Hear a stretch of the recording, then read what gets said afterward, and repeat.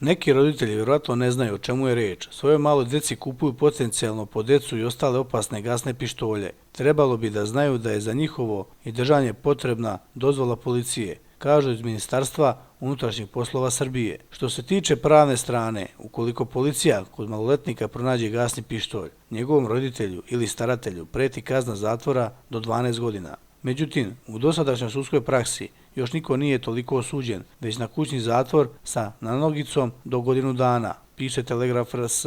Gasni pištolj, bez obzira na municiju koju koriste, ukoliko se pravilno sa njima rukuje, potpuno su bezopasni na metar razdaljeni od mete, kaže Vlada Kostić, veštak balističar. Međutim, prema njegovim rečima, ukoliko u nekoga uperite gasni pištolj, a on kod sebe ima pravo oružje i ubije vas, na sudu će biti oslobođen jer je to uradio u nužnoj odbrani, pojašnjava Kostić. Prema Kostićevim rečima, roditelji koji kupe svom detetu pištolj podležu krivičnoj odgovornosti. Ukoliko policija kod maloletnika pronađe gasni pištolj, njegovom roditelju ili staratelju sud može da odredi kaznu zatvora koja je čak do 12 godina. Međutim, to su retki primjeri u sudskoj praksi i obično roditelji budu osuđeni na 1 godinu kućnog zatvora sa nanogicom, tvrdi Kostić. Prema našem zakonu o oružju i municiji, konvertibilno oružje jeste ono oružje koje izgledom podsjeća na vatreno oružje i koje se, s obzirom na konstrukciju i materijal od koga je napravljeno, može prepraviti tako da ispaljuje bojevu municiju.